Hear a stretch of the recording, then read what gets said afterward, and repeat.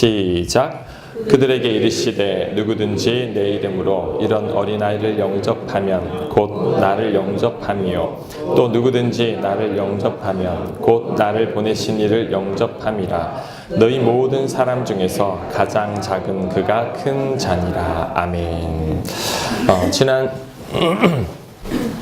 지난 주일 캄보디아를 출발해가지고 어제 아침에 도착했습니다. 많은 분들의 기도 덕분에 모두가 무사히 잘 다녀올 수 있었습니다. 감사드립니다.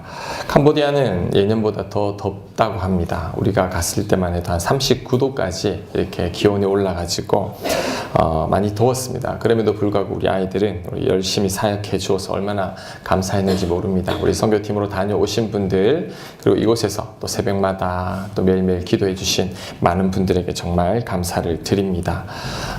이 강변 동순교회 모세님들 기도하는 손을 올린 분들이 있었기 때문에 또 선교를 잘 마치고 돌아올 수 있었으리라 생각을 하고, 저는 몸으로 느꼈습니다. 그곳에는 이제 인구가 한 10만 정도 되는데 교회가 없습니다.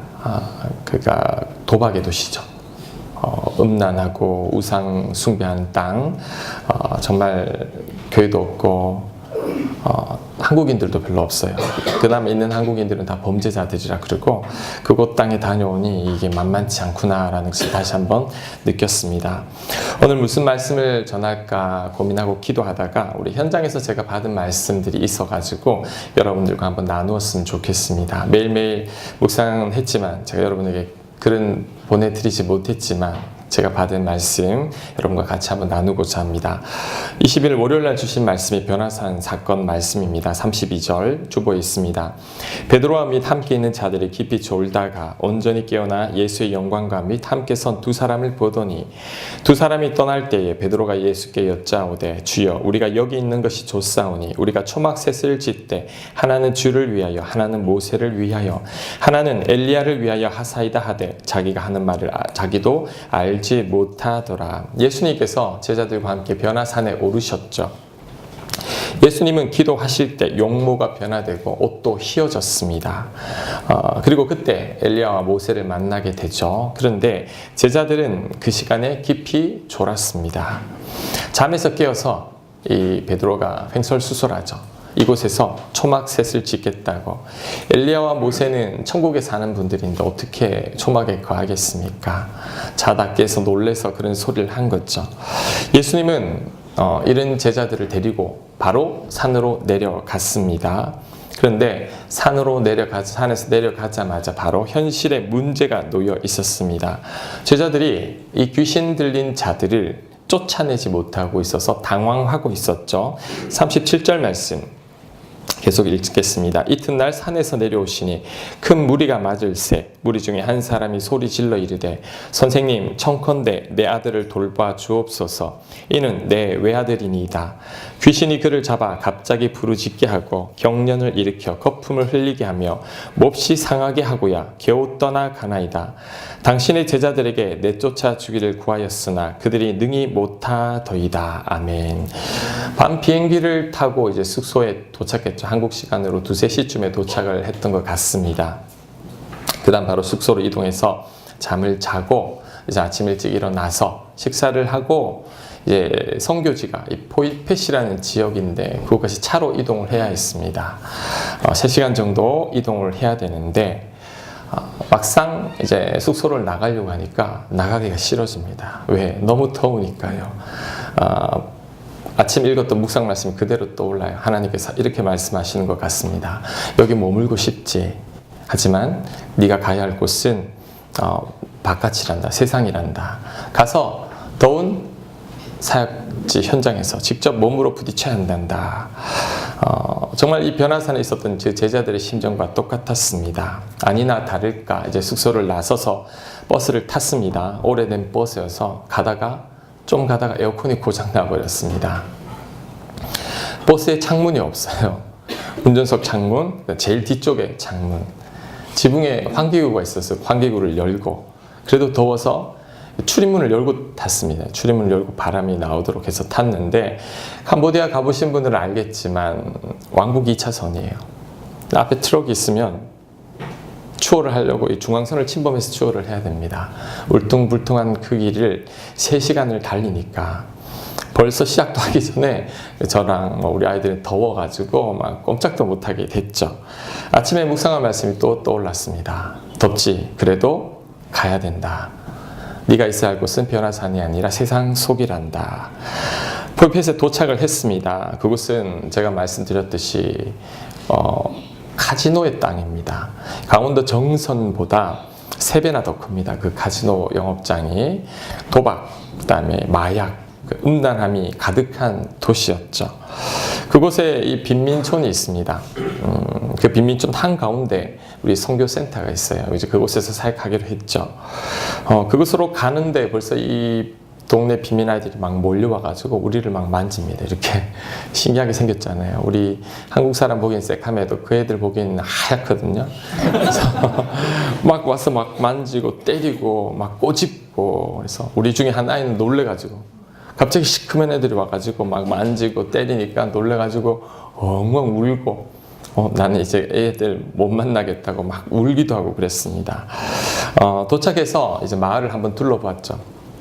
짐을 풀고 어떤 마을인가 둘러보았더니 악취가 나고 쓰레기가 사방에 쌓여 있고 정말 더러운 현장이었죠. 아이들은 씻지도 않고 옷도 안 입고 신발도 없고 막 때가 얼마나 많은지.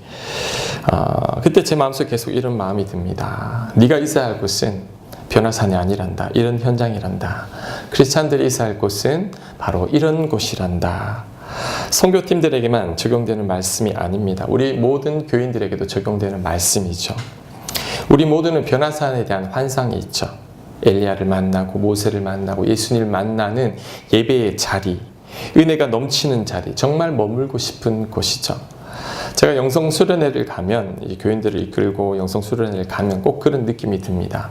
3박 4일 동안 침묵으로 기도하며 말씀을 통해 예수님과 깊이 교제를 하다가 이제 마지막 날이 되면 내려가기 싫어집니다. 세상 가운데. 수련회를 같이 했던 분들에게 묻습니다. 어때요? 내려가고 싶나요? 내려가기 싫어요, 목사님. 왜? 여기가 좋거든요. 그런데 예수님이 말씀합니다. 우리는 세상 가운데 내려가야 된다고. 믿음 생활이라는 것이 그렇죠. 은혜 받고 기쁘게 찬양하고 밥 맛있게 먹고 즐겁게 교제하고 늘 그러면 얼마나 좋을 것 같습니까? 그런데 실상은 그것이 아닙니다. 우리는 변화산에만 있어야 하는 것이 아니라 세상 가운데 내려가야 되죠. 당장 내일부터 직장에 시달려야 되고 집안 살림에, 육아에, 인간관계에 얽힌 여러 가지 문제들 때문에, 그리고 지금도 여러분 곁에 맴돌고 있는 여러 가지 어려움들이 있죠. 그것과 싸워 나가는 것이 바로 신앙생활이라는 거죠. 피하고 싶지만 그렇지 않습니다. 피할 수 없는 거죠. 그것이 바로 우리 인생입니다. 여러분, 예수님 믿고 아무런 문제가 없으면 좋을 것 같은데 그렇지 않습니다. 목회를 하고 이러면 이제 막 교인들이 생기고 아무런 문제가 없을 것 같죠. 그렇지 않습니다. 우리 인생에는 항상 문제가 있죠. 그런데 믿음 생활이란 그 문제를 뚫고 나가면서 살아가는 것, 그것이 바로 믿음 생활입니다. 그러면 목사님, 변화산에서 내려가면 도대체 어떻게 살아야 하나요? 자, 오늘 그 말씀 속에서 힌트가 있습니다. 제자들과 예수님과의 차이점이 있죠. 예수님은 변화산에 올라가서 기도하셨습니다. 기도하는 동안 성령 충만해 그 용모가 변화됐죠. 제자들은 어떻게 했죠? 그 기도 시간에 깊이 졸고 있었죠. 졸고 다시 현실 속으로 나가니까 감당하기 힘든 거죠. 귀신 들린 자를 하나 쫓아내지도 못하고 있습니다. 현실에서 우왕좌왕하게 되는 거죠. 여러분, 지금 저와 여러분은 변화산에 있습니다. 일주일에 한번 예배 드리는 이것 아무것도 아닌 것 같죠? 그렇지 않습니다. 이곳에서 영적인 힘을 공급받는 거죠. 이곳에서 말씀을 듣고 기도를 하고 하나님을 찬양하는 가운데 나도 모르게 내 용모가 변화되기 시작합니다. 하나님의 영혼으로 충만해지는 것이죠. 그렇게 세상 가운데 나갈 때 그나마 버틸 수 있는 것이지, 일주일에 한 번 드려지는 그 예배도 하나님과 깊은 교제와 만남이 없으면 여전히 세상 가운데서 갈팡질팡하게 됩니다. 현실의 벽에 부딪히죠. 힘들죠. 하나님 너무 힘듭니다 라는 고백이 저절로 나오게 되죠. 그리고 때로는 요즘 시대를 살고 있는 여러분들은요, 매일매일 변화산에 올라갔다 내려와야 합니다. 제가 목사잖아요. 전 그 매일 기도하고 매일 말씀 보고 매일 묵상합니다. 글을 쓰기도 하고 설교를 적기도 하고 그러면서도 느끼는 것이 야, 이렇게 목회를 하고 말씀을 가까이 하면서도 현실 속에서 살아가는 게 녹록지 않은데 우리 성도님들은 도대체 어떻게 살아갈까? 기도하지도 않고 말씀도 깊이 묵상하지 못하고 너무 바빠서 일상 가운데 어떻게 살아갈까? 아하, 그래, 지칠 수밖에 없겠구나. 제가 그것을 느낍니다. 그래서 여러분도 이제 곧 또 산을 내려갑니다. 예배드리고 밥 먹고 교제하다가 산을 내려갈 때 지치지 않으려면 충분히 여러분들 변화산에서 하나님을 만나야 되고 매일매일 삶의 현장에서 기도와 말씀 가운데 늘 깨어 있을 때 여러분들이 지치지 않게 되는 것입니다. 하나님 믿지 않는 자들도 여러분 명상을 합니다. 개그맨 보니까 매일 30분 명상을 해요. 아침에 앉아서. 그 명상을 하면서 스스로를 반성하고 지난 하루를 돌아보고 오늘을 힘차게 살아가려고 애를 쓰는데 하나님 믿지 않는 자들도 명상을 통해 스스로를 갈고 닦는데 하나님을 믿는 우리들은 기도도 하지 않고 말씀도 보지 않고 찬양도 없이 그냥 세상 가운데 살아가는 것, 이게 보통 일이 아니죠. 여러분, 우리는 매일매일 변화산에서 하나님을 만나는 그 자리가 있어야 합니다. 첫날 아침에 말씀 묵상을 하는데 저에게 주신 말씀, 이 땅이 보통 땅이 아니란다. 기도로 무장하지 않으면 넘어갈 수 없는 땅이란다. 아침에 충분히 기도하고 또 이제 세상 가운데 나가야 한다는 그 말씀으로 저에게 하나님께서 도전을 주셨습니다. 둘째 날 주신 말씀이 자 오늘 성경 본문입니다. 우리 48절 말씀 우리 다시 한번 읽겠습니다. 시작. 그들에게 이르시되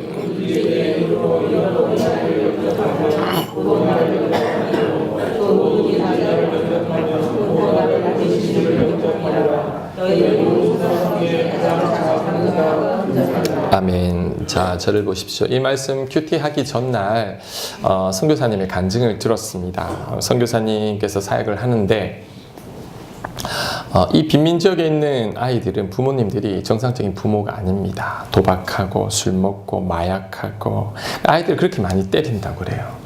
그러니 애들이 거칠어요. 말을 안 들어요. 세상에 이렇게 말 안 듣는 아이들 한꺼번에 그렇게 많이 만난 적은 처음이었거든요.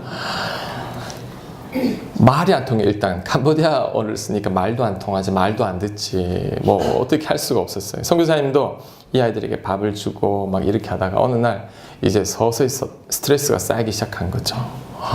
나중에는 애들 막 소리 지르는 소리만 들어도 막 귀가 아프고 짜증이 나고 화가 나서 매일매일 사랑스러운 아이들에게 밥을 줘야 하는데 매일매일 스트레스를 받으며 정말 지긋지긋하게 아이들이 막 싫어지더라는 거죠.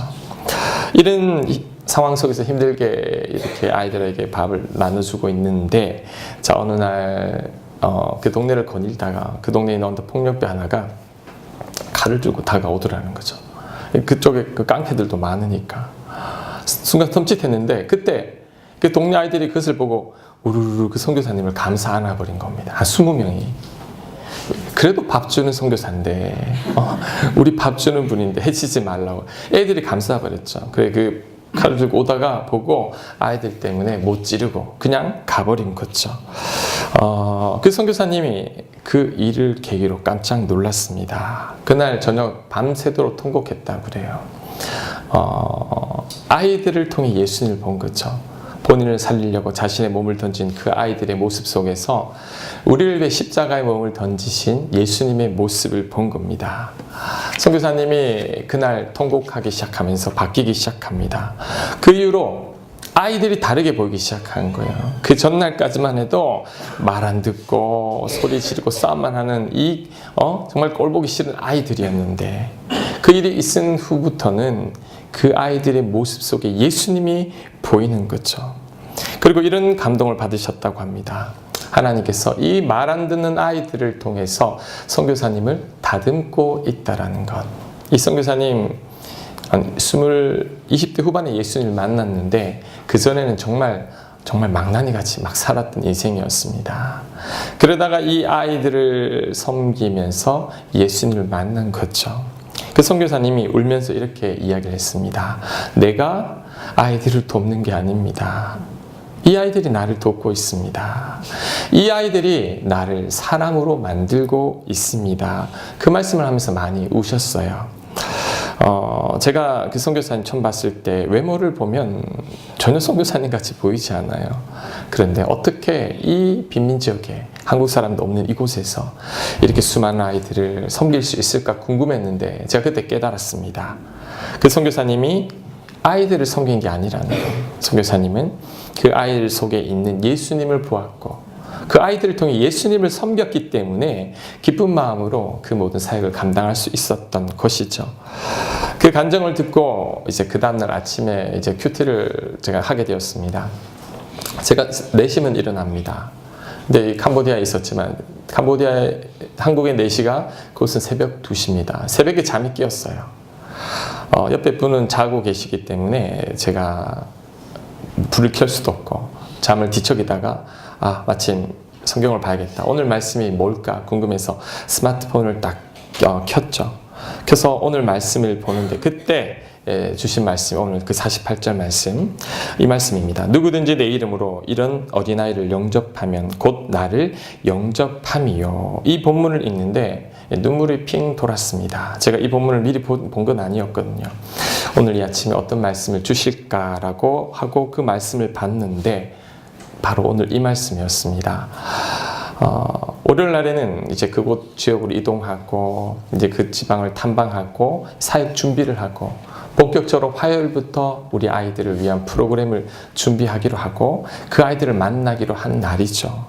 근데 그날 새벽에 저에게 주신 말씀, 이런 아이를 영접하면 곧 나를 영접함이요. 이 말씀이었습니다. 새벽에 말씀을 보는데 예수님께서 저에게 이렇게 말씀하시는 것만 같았습니다. 너 오늘 나 만나러 온다. 너는 아이들을 만나는 게 아니란다. 나를 만나러 오는 것이란다. 침대에서 한참을 울었습니다. 그리고 깨서 기도를 했죠. 하나님, 저를 이 먼 곳까지 오시게 한 이유가 바로 예수님을 만나게 하기 위해서였군요. 얼마나 목이 메어오는지. 그 전날 이런 일이 있었어요. 우리 재민이한테 어떤 그 요만 꼬마가 올라탔어요. 등에 엎였어요. 목을 이렇게 막 감싸고 등에 엎였는데 걔가 딱 내려오고 나니까 재민이 옷이 새카매요. 흰 옷인데 목부터 온 새카만 거예요. 제 속으로 다짐을 했죠. 절대 엎지 않으리라. 애들은 절대 엎지 않으리라. 이렇게 다짐을 했는데 그 아이들이 예수님이라고 제게 말씀하신 것이죠. 얼마나 부끄러웠는지. 그렇게 만나고 싶었던 예수님을 오늘 본다고 생각하니까 하염없이 눈물이 흘렀습니다. 침대에서 일어나 기도를 했죠. 하나님, 우리 모두가 오늘 예수님을 만나는 날인데 그 감격을 모두가 잊지 않게 해주십시오. 간절히 기도했습니다. 그리고 그때 다시 한번 더 깨달았죠. 예수님은 멀리 계시지 않는구나.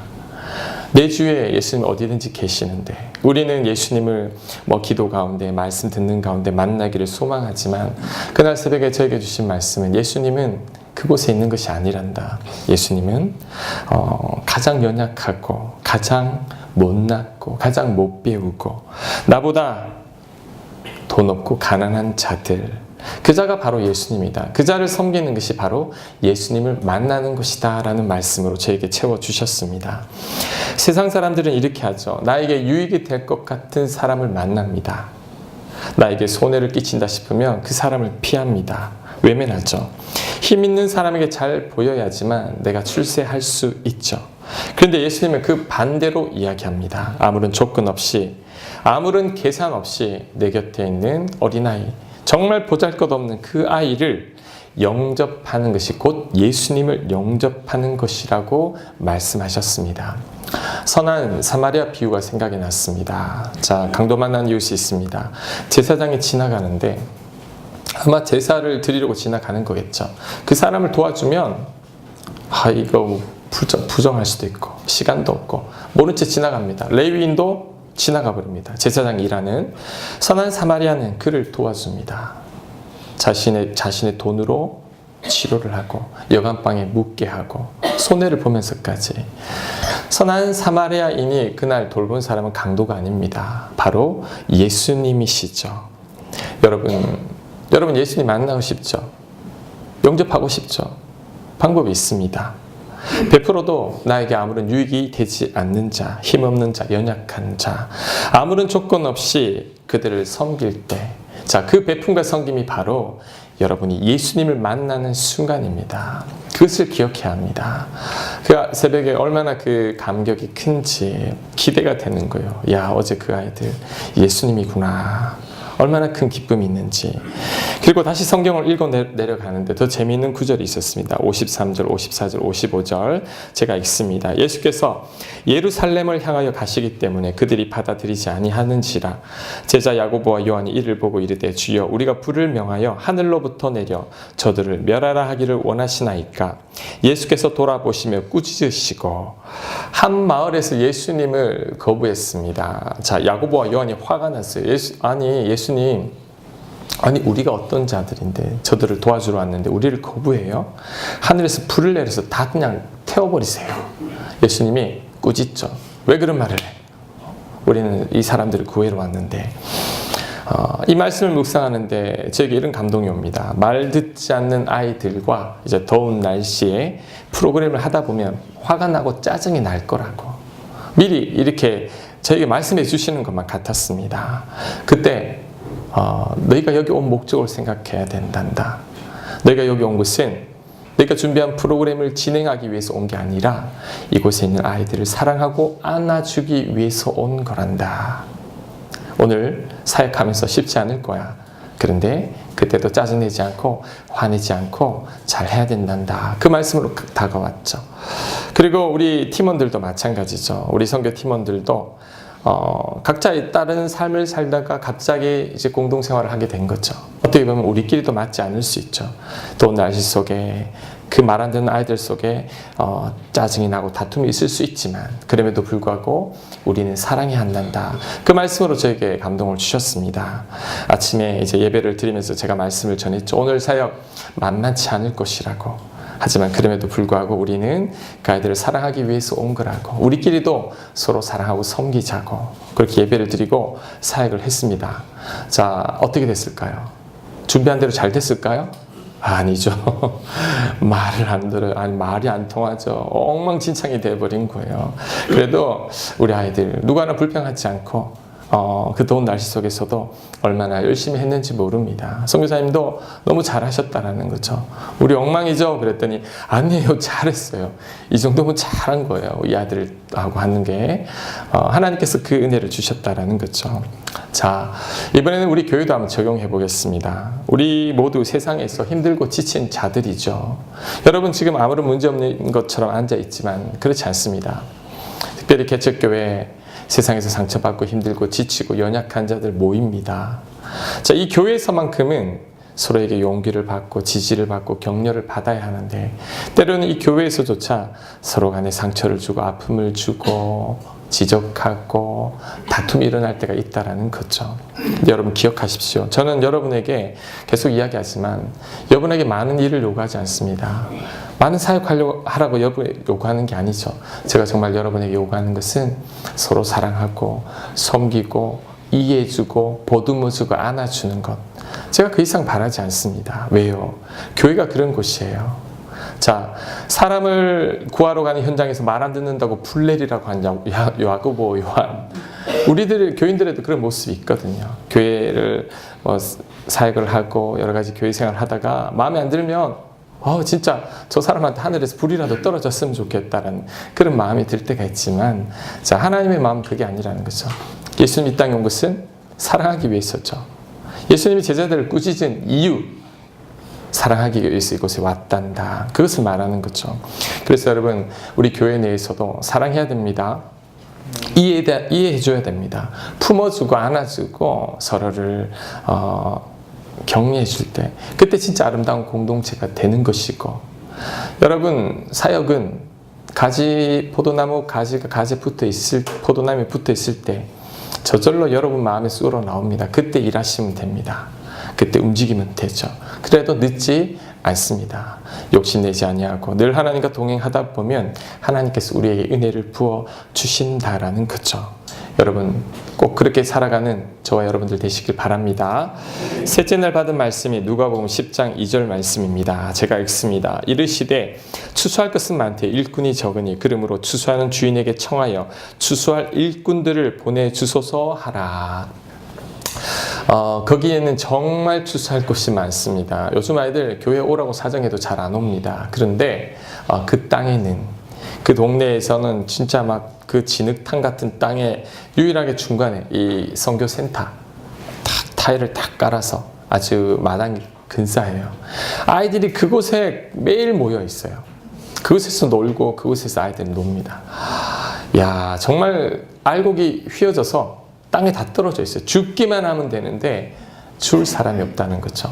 아이들이 많이 올 때는 한 700명 가량 밥을 먹으러 온다는데 그곳에서 있는 사람은 딱 2사람, 선교사님과 사모님.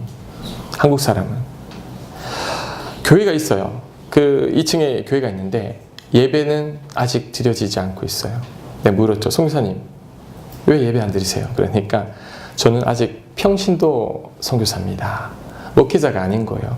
평신도로서 마음의 아이들을 통해 감동을 받고 이제 그곳에서 아이들을, 빈민 아이들을 섬기는 일을 하니까 이 설교에 대한 부담감이 있는 거예요. 그래서 현재 목사님을 구하고 있는데 이 보이했죠. 그 땅으로는 오려고 하지를 않는다라는 거죠. 왜? 교회도 없으니까. 너무나 이 음란하고 이 악한 땅이니까. 그래서 예배가 드려지지 못하고 있는 거죠. 야, 아까워요. 하나님께서 이런 마음을 주시는 거예요. 추수할 일꾼을 보내달라고 기도하라는 마음. 2년 동안 우리가 갔던 필리핀 일로일로 지역과 이곳이 거의 비슷해요. 상황들은 아이들의 못 사는 그 상황들, 환경들. 그런데 다른 점이 있다면 일로일로에는 목사님들이 계셔서 계속 말씀을 전하고 수많은 리더들이 세워져서 영의 양식을 공급하고 있다는 것. 아이들이 완전히 달라요. 강팍하고 거칠고 싸우는 아이들. 여기는 온유하고 부드럽고 하나님을 찬양하는 아이들. 이 땅에 정말 일꾼이 필요해요. 선교사님은 캄보디아를 아주 유창하게 합니다. 한국인 목사님이 가면 말이 안 통해서 사역을 할 수 없어요. 현지인들은 믿음이 없고 그곳에 오려고 하지도 않고 선교사님이 설교를 해야 된다고 제가 계속 그 말씀을 주장하며 더 많은 일꾼들이 필요함을 느꼈습니다. 하나님께서 우리에게 그 기도를 하게 하신 것 같아요. 그래서 우리 선교팀원들과 우리 이 지역에 우리 일꾼들을 보내달라고 우리 같이 기도하자라고 우리 또 말씀을 전했고 또 같이 기도했습니다. 자, 우리 교회도 마찬가지예요. 작년까지만 해도 저 선교 갈 때 새벽기도 문을 닫았습니다. 왜? 새벽기도 오시는 분들 몇 명 없었거든요. 그분들한테는 오지 마세요 하면 되니까. 근데 원래는 이제 새벽에도 많은 분들 오셔서 기도해 주시고 아내랑 저랑 기도 많이 했습니다. 하나님 기도하는 분들 좀 많이 보내달라고. 그랬더니 하나님이 한 1년 사이에 더 많은 분들이 이렇게 채워주셨죠. 저는 선교팀원으로 다녀온 분들, 그리고 지금 이 자리에 있는 분들, 기도할 사명이 있는 분이라고 생각합니다. 눈으로 봤기 때문에. 그것을 보았기 때문에 기도해야 합니다. 하나님이 기도시키셨습니다. 하나님 일꾼들을 보내달라고. 알곡들이 땅에 널려져 있는데 주워 담을 사람이 없으니 하나님 일꾼들을 보내달라고 여러분 기도하시기 바랍니다. 우리 교회를 위해서도 기도해 주십시오. 지금 이제 1부 예배, 2부 예배 드리고 있는데 일꾼이 더 필요합니다. 기도할 일꾼들이 더 필요하고 섬길 일꾼들이 필요하니 우리 하나님께 계속 기도해야 됩니다. 하나님 기도할 일꾼들을 많이 보내주십시오. 하나님 선교지에도 많은 일꾼들을 보내주십시오. 그럴 때 하나님께서 또한 우리에게 많은 일꾼들을 보내주시리라 확신합니다. 넷째 날 받은 말씀은 우리 누가복음 10장 17절 18절 말씀입니다. 제가 읽습니다. 70인이 기뻐하며 돌아와 이르되 주여 주의 이름이면 귀신들도 우리에게 항복하더이다. 예수께서 이르시되 사탄이 하늘로부터 번개같이 떨어지는 것을 내가 보았노라. 아멘. 이번 선교회는 이 아침에 묵상을 하는데 이 빈민 아이들을 섬기기 위해서 저희들을 이곳에 오게 한 것도 있지만 선교사님 부부를 위해서 우리를 이곳으로 부르셨다라는 감동도 들었습니다. 수련의 주제곡에 우리 이런 찬양의 가사입니다. 한번 들어보십시오. 하나님께서 당신을 통해 선교사님 부부를 통해 메마른 땅에 샘물 나게 하시기를 가난한 영혼, 목마른 영혼 당신 선교사님 부부를 통해 주 사랑 알기 원하네. 찬양은 기도로 노래로 된 기도입니다. 우리가 이 찬양을 얼마나 많이 불렀는지 모릅니다. 하루에 이 찬양을 한 사람당 20번 이상 불렀을 겁니다. 하나님께서 당신을 통해 메마른 땅에 샘물 나게 하시기를. 27명이 20번 이상 줍니다. 너희들이 이곳에 와서 예배를 드리고 기도를 하고 찬양을 할 때 이곳에 있는 이 어둠의 영의 권세들도 무너지고 있단다. 우리가 그곳에 하나의 미랄이 된 거죠. 우리의 섬김과 기도와 우리의 예배와 우리의 봉사를 통해 이제 그곳에서 서서히 하늘의 문이 열리기 시작했다라는 마음을 주셨습니다. 그 말씀을 우리 선교사님께도 전했죠. 이 소돔과 같은 이 보이페 땅에 이제는 예배가 드려져야 된다고. 선교사님 설교를 하십시오. 평신도 선교사지만 선교사님입니다. 성경 몰라도 괜찮습니다. 말씀 전하십시오. 사모님도 말씀 전하십시오. 이곳에 정말 예배가 드려질 때 이제 이 지역이 정말 변화받게 될 것입니다. 그렇게 말씀을 드리고 이제 우리가 그 선교사님 부부를 축복하고 그 지역 땅을 축복하며 함께 기도 드렸습니다. 그때 예수님께서 제자들 단기 선교 갔다 와서 돌아온 후에 하늘에서 이 귀신들이 번개처럼 땅에 떨어진 것을 보았노라.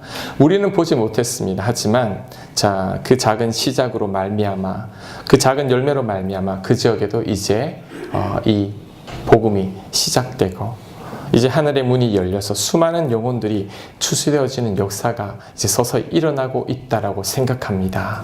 이를 위해서 저와 여러분 같이 기도해야 됩니다. 그 땅에서 예배가 드려지도록 그리고 추수할 많은 영혼들이 주께로 돌아오게 해달라고 우리 같이 기도해야 합니다. 선교 다녀온 후에 보고 예배처럼 드려졌지만 말씀 그 일주일 동안 있었던 여정을 여러분에게 잠깐 보고를 드렸습니다. 하나님께서 말씀으로 또 우리와 함께 해주셨고 또 그곳에서 또 수많은 영혼들을 보게 함으로 우리로 하여금 그 영혼들을 품게 해주셨습니다. 우리 선교를 다녀오신 팀원들 수고 많았고 또 우리 한국에서 기도로 여러분 도와주신 또 많은 분들 정말 감사드립니다. 여러분의 수고와 그 기도와 물질로 인한 후원들 하나님께서 더 크신 은혜로 채워주시리라 확신합니다. 아멘. 우리 다 함께 일어나서 우리 하나님께서